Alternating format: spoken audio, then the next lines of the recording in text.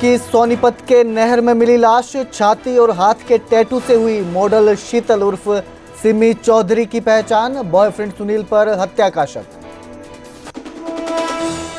एचएयू में छात्रों की पिटाई मामले में चंडीगढ़ में मुख्यमंत्री आवास का घेराव, एनएसयूआई के जुड़े छात्र सीएम आवास पर किया प्रदर्शन। ईडी ने रॉबर्ट वाड्रा को पूछताछ के लिए भेजा समन, आर्म्स डीलर संजय भंडारी और उसकी विदेशी संपत्ति के मामले में कल 10 बजे होगी पूछताछ। वन नेशन वन इलेक्शन को चंडीगढ़ में हुआ मंथन, संसद की ज्वाइंट पार्लियामेंट्री कमेटी ने की हरियाणा के राजनीतिक दलों के साथ बैठक, सभी दलों के नेताओं से लिए सुझाव। हरियाणा के कई जिलों में शराब के ठेकों को नहीं मिले ठेकेदार, यमुनानगर में हुई सबसे कम नीलामी, विधायक घनश्याम दास अरोड़ा बोले भय के चलते नहीं बल्कि बाकी कारणों से कम हुई नीलामी। यमुनानगर में कार सवार युवक पर ताबड़तोड़ फायरिंग, घायल युवक ने वन विभाग के कर्मचारियों पर लगाया हमले का आरोप। हांसी नगर परिषद में टला बड़ा हादसा, वेटिंग रूम की फॉल सीलिंग गिरी, 2 पार्षद बाल बाल बचे। अमृतपाल मेहरों के समर्थन में आए अकाल तख्त साहिब के हेड ग्रंथी मलकीत सिंह, कमल कौर भाभी की हत्या को बताया जायज, कहा सिख कौम को बदनाम करने वालों के साथ ऐसा ही होना चाहिए। कमल कौर भाभी की हत्या को लेकर अमृतपाल मेहरों पर भड़के मीका सिंह, निहंग सिंहों द्वारा एक महिला की हत्या को बताया शर्मनाक।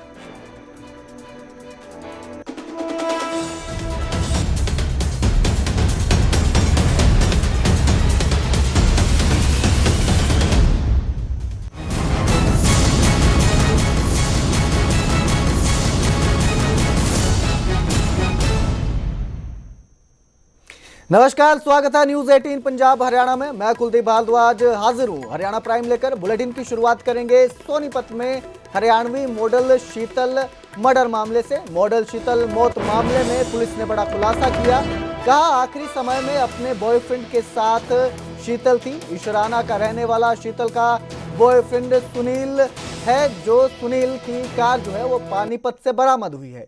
हिरासत में लेकर सुनील से पूछताछ की जा रही है। प्राथमिक जांच में पुलिस को सुनील पर कत्ल का शक है। तो हरियाणा में मॉडल की मामले में, कत्ल के मामले में ये पुलिस ने खुलासा किया है कि कत्ल के वक्त जो मॉडल थी वो अपने बॉयफ्रेंड सुनील के साथ सुनील की कार में थी और सुनील की कार जो है वो पानीपत से बरामद हुई थी।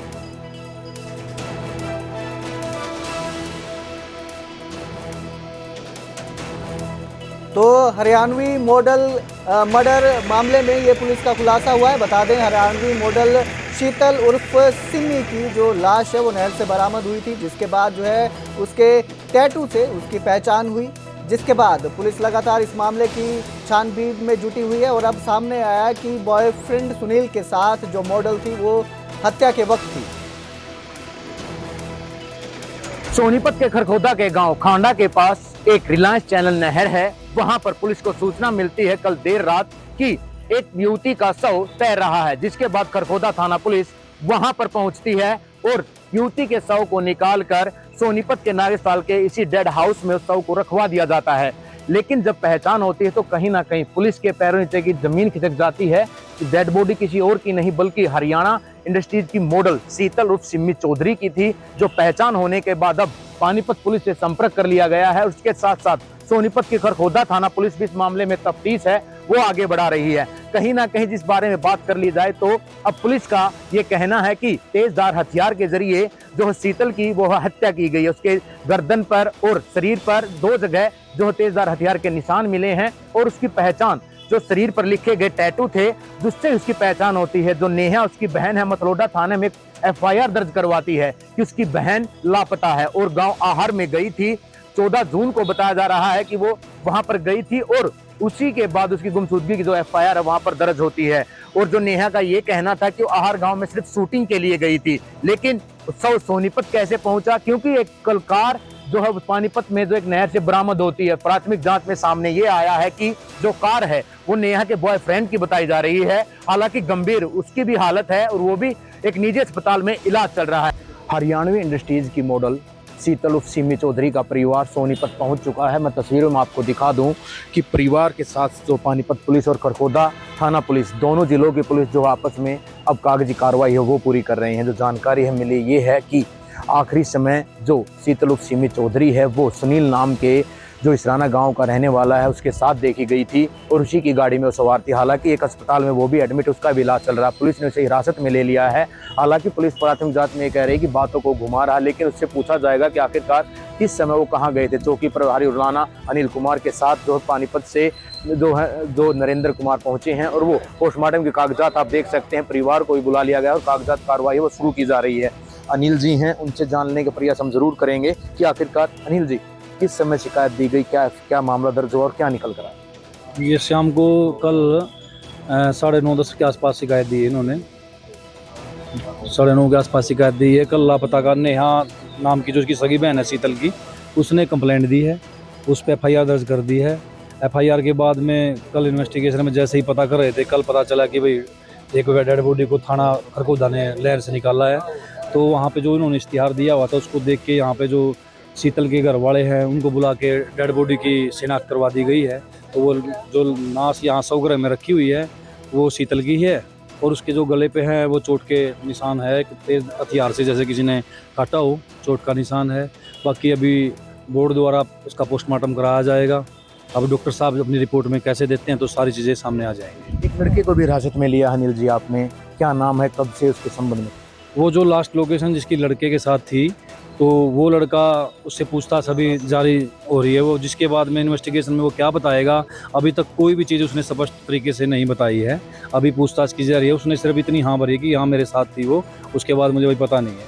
जैसे ही वो अपना डिस्क्लोजर में बयान देगा वो तफ्तीश में सामने तथ्य आएंगे। सुनील और सिमी चौधरी और शीतल शादीशुदा थे जी? हाँ, दोनों ही, ये लड़का भी, सुनील भी और शीतल भी, दोनों ही शादीशुदा थे। और जो लड़की शीतल थी ये 4-5 साल से अपने हस्बैंड से अलग रह रही थी और जो लड़का है सुनील इसराना से, वो भी मैरिड ही है। प्राथमिक जांच में ऐसा तो नहीं लग रहा है सर कि सुनील ने ही हत्या कर दी? हाँ, जो तथ्य अभी तक सामने आ रहे हैं उसी से आभास है, लग रहा है, लेकिन अभी स्पष्ट तरीके से नहीं कहा जा सकता क्योंकि लास्ट में वो उसी के साथ थी। अभी जैसे ही पूछताछ होगी आगे तफ्तीश में जो बातें सामने आएंगी उसके बारे में फिर बताएंगे। तो आपको बता दें कि HAU में छात्रों की पिटाई के मामले में CM आवास का घेराव किया गया। NSUI से जुड़े छात्रों ने प्रदर्शन किया और CM आवास का घेराव किया। दरअसल HAU में छात्रों के साथ मारपीट की गई थी। सुरक्षा कर्मियों पर आरोप लगे थे मारपीट के, जिसके बाद NSUI से जुड़े छात्रों ने यह प्रदर्शन किया और CM आवास का घेराव किया।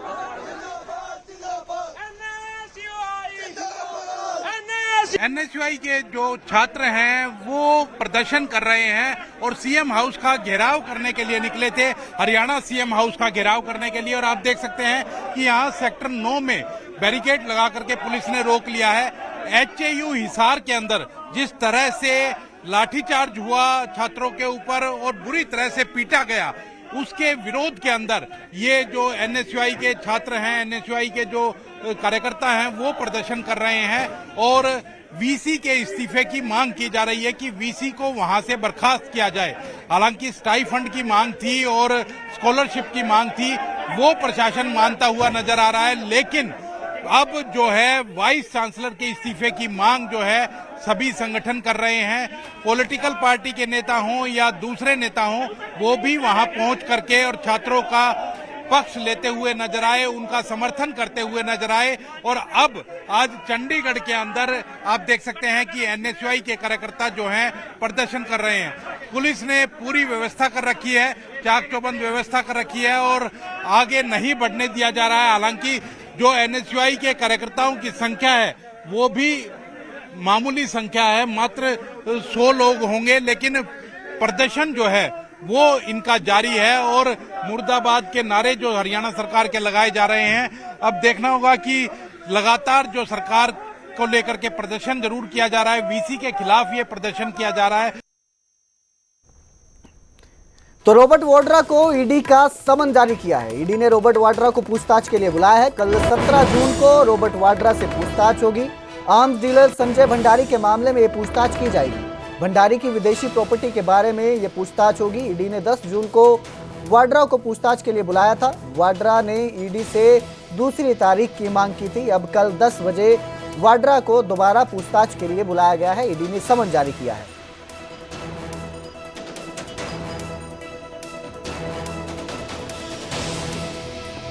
तो रॉबर्ट वाड्रा को से ईडी पूछताछ करेगी। 10 जून को वाड्रा से पूछताछ के लिए बुलाया गया था, लेकिन उन्होंने दूसरी तारीख की मांग की थी। अब कल 10 बजे वाड्रा को पूछताछ के लिए बुलाया गया है।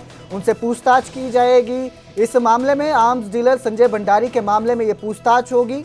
रॉबर्ट वाड्रा से कल 17 जून को पूछताछ की करेगी। ईडी ने समन जारी किया है। भंडारी की विदेशी प्रॉपर्टी के बारे में पूछताछ की जाएगी। आपको बता दें कि पहले 10 जून को वाड्रा को पूछताछ के लिए बुलाया गया था, लेकिन वाड्रा ने रॉबर्ट वाड्रा ने दूसरी तारीख की मांग की थी, जिसके बाद अब ईडी ने 10 बजे कल उन्हें पूछताछ के लिए बुलाया है। इस खबर पर ज्यादा जानकारी के लिए मेरे सहयोगी शंकर आनंद जुड़े हैं। शंकर, क्या कुछ अपडेट इस पूरे मामले में? देखिए, केंद्रीय जांच एजेंसी ईडी के द्वारा रॉबर्ट वाड्रा को पूछताछ का जो समन भेजा गया है और समन भेज करके उन्हें कल यानी 17 जून को पूछताछ के लिए बुलाया गया है। लेकिन जिस तरह से पिछली जो एक समन की अगर बात करें तो उस वक्त में रॉबर्ट वाड्रा के द्वारा उनके वकील के द्वारा ईडी को बताया गया था कि उनकी तबीयत जो है वो ज्यादा सही नहीं है और कोविड-19 जैसा जो टेस्ट है उन्होंने करवाया था। तो इससे जुड़ा हुआ जो एक इशू है वो आया था। तो 9 तारीख को जिस तरह से इस मामले की जानकारी रॉबर्ट वाड्रा के द्वारा दी गई थी कि कोविड-19 का टेस्ट जो है उनके द्वारा करवाया गया है और उनकी तबीयत सही नहीं है, इसलिए वो 10 तारीख को पूछताछ की प्रक्रिया में हिस्सा लेने नहीं पहुंचे थे। तो इन तमाम चीजों को ध्यान में रखते हुए 17 तारीख को उन्हें पूछताछ का समन दिया गया था। और ये जो पूछताछ का जो अगर बात करें तो ये संजय भंडारी से जुड़े मामले में जांच एजेंसी के द्वारा पूछताछ करने के लिए ये समन भेजा गया है। तो अब देखना लाजमी होगा कि क्या वो कल पूछताछ की प्रक्रिया में हिस्सा लेने आएंगे या नहीं। जी, बहुत बहुत शुक्रिया इस तमाम जानकारी के लिए शंकर, हमारे साथ जुड़ने के लिए धन्यवाद। तो कल रॉबर्ट वाड्रा से ईडी पूछताछ करेगी। कल सुबह 10 बजे उन्हें पूछताछ के लिए बुलाया है।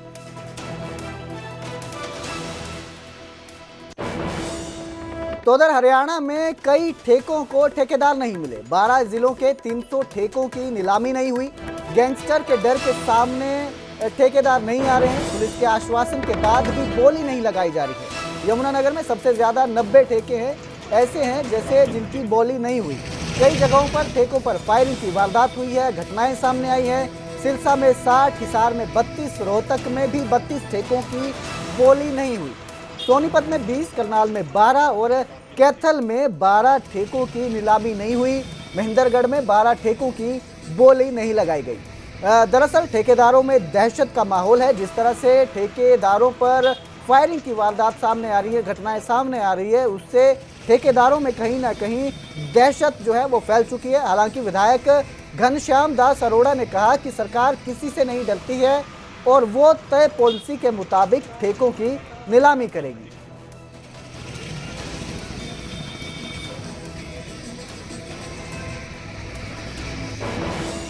सरकार कभी डर नहीं करती। सरकार नीति बनाती है, उस नीति के अनुसार चलती है और समय समय पर अनेक उतार चढ़ाव, अनेक प्रकार के जो व्यवसाय हैं उसमें आते हैं। सरकार का काम लोगों को सारी सुविधा देकर लोग अपने काम को आगे बढ़ाएं, ये होता है और हमारी सरकार वही कर रही है। अब बात करेंगे हांसी की, जहां एक बड़ा हादसा टल गया। नगर परिषद में वेटिंग रूम की फॉल सीलिंग गिर गई। इस हादसे में 2 पार्षद बाल बचे हैं। पार्षद आशीष और कुक्कू सरदार बाल बचे। निर्माण में कमीशन खोरी का आरोप लगाया गया है। कमीशन खोरी की वजह से यह हादसा हुआ।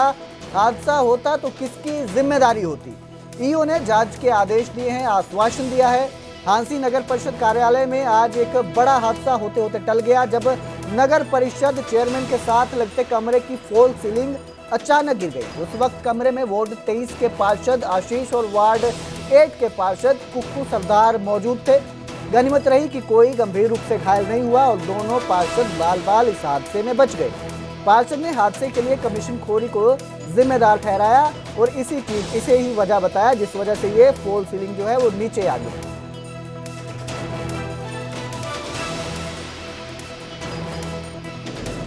हमारा वेटिंग रूम है, सभी पार्षद भाई यहीं पे बैठते हैं। अच्छा। और 10 से 12 पार्षद हम सभी यहीं पे बैठते हैं जी हमेशा। और अचानक आज जैसे मेयर कुंकलाए बैठे थे, अचानक से छत गिरी, बड़ी मुश्किल से भागे हैं हम। और इधर आप शुक्र करो, अगर 10 से 12 पार्षद हम बैठे होते तो आज एक पार्षद का कुछ ना कुछ गलत हो ही जाना था जी। ये जी भ्रष्टाचार की पोल खुली है। अच्छा, स्पष्ट कहता हूँ, ईओ साहब से लेके हमारे प्रधान से लेके सारे सिवाय कमीशन लेने के कुछ काम नहीं। देखिए, फॉल सीलिंग गिरी है, आपने मेरे को अवगत कराया है, तो इसमें हम अपने रिकॉर्ड को चेक करेंगे कब ये लगवाई गई थी और किसके तहत लगवाई गई थी, इसमें क्या खामियां है, या मान लें इसकी कब तक की लिमिट थी, कि मान लें ये कब तक इसकी गारंटी, उसमें जो भी कार्रवाई उचित होगी वो कार्रवाई उसके खिलाफ करेगी। तो यमुनानगर में युवकों की गाड़ी पर ताबड़तोड़ फायरिंग हुई। एक युवक के सिर और गर्दन पर 2 छर्रे लगे हैं। चचरोली के जाटोवाला गांव के रहने वाले युवक हैं जो चंडीगढ़ जाते समय उनकी गाड़ी पर यह फायरिंग हुई। पिकअप को ओवरटेक करते समय फायरिंग हुई है। गोलीबारी में युवक की गाड़ी के शीशे टूट गए हैं। वन विभाग के कर्मचारियों पर फायरिंग के आरोप लगे हैं। यमुनानगर के कस्बा छछरौली के जाटोवाला गांव का शाहरुख चंडीगढ़ जा रहा था, लेकिन जैसे ही उसकी गाड़ी शहजादपुर के पास पहुंची, वहां उसने एक पिकअप को ओवरटेक करने की कोशिश की। जैसे ही उसकी गाड़ी पिकअप को ओवरटेक करती है, तभी उस पर ताबड़तोड़ फायरिंग शुरू हो जाती है।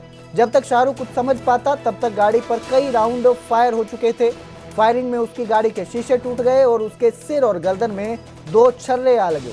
मुश्किल हालात में शाहरुख ने जैसे तैसे वहां से बचकर अपनी जान बचाई। शाहरुख के मुताबिक फायरिंग के पीछे वन विभाग के कर्मचारी हो सकते हैं। वाले थे जी, बाद में पता लगा उनको फॉरेस्ट वाले थे। मैं तो आप पर गोली क्यों चलाई, कोई रंजिश थी क्या? पता नहीं रंजिश होगी, कोई क्या चक्कर होगा जी, मेरे को तो पता नहीं, मैं तो रास्ते को जा रहा था। तो क्या आपको क्या लगा, आपके ऊपर गोलियां क्यों चलाई हैं? पता नहीं जी, गोली क्यों चलाई जी। कोट रेंज के थे जी। अरे नहीं, एक जुल्फान है, एक शराफत है। इन्होंने बताया कि हम चंडीगढ़ जा रहे थे, किसी मिलने मरीज था इनके गाँव का, और जब हम शहजादपुर पहुँचे अम्बाड़ा के अंदर, गांव क्रॉस किया तो फायर गिरे मेरे एक गर्दन पे लगी। तो बता रहे पहचान कोई फॉरेस्ट वाले थे। ये इतनी बात हुई है। सर, गाड़ी पे भी काफ़ी गोली लगी? हाँ, लग रही है गाड़ी पे भी। तो ये कार्रवाई अब? हाँ, कार्रवाई जो उनको सूचना देंगे हम अम्बाड़ा शहजाद थाने को, जो कार्रवाई होगी। पलवल जिला खेलों का हब बनेगा। खेल मंत्री गौरव गौतम का बड़ा बयान सामने आया है। पलवल में मॉडर्न स्पोर्ट्स कॉम्प्लेक्स बनाया जाएगा। अंतर्राष्ट्रीय स्तर के स्पोर्ट्स कॉम्प्लेक्स का निर्माण किया जाएगा। स्पोर्ट्स कॉम्प्लेक्स में सभी खेलों के मैदान होंगे। स्पोर्ट्स कॉम्प्लेक्स में सभी सुविधाएं मौजूद होंगी। तो पलवल जो है अब खेलों का हब बनने जा रहा है। पलवल में मॉडर्न स्पोर्ट्स कॉम्प्लेक्स बनेगा। खेल मंत्री गौरव गौतम ने यह बयान दिया है। मॉडर्न स्पोर्ट्स कॉम्प्लेक्स, अंतर्राष्ट्रीय स्तर के स्पोर्ट्स कॉम्प्लेक्स का निर्माण किया जाएगा।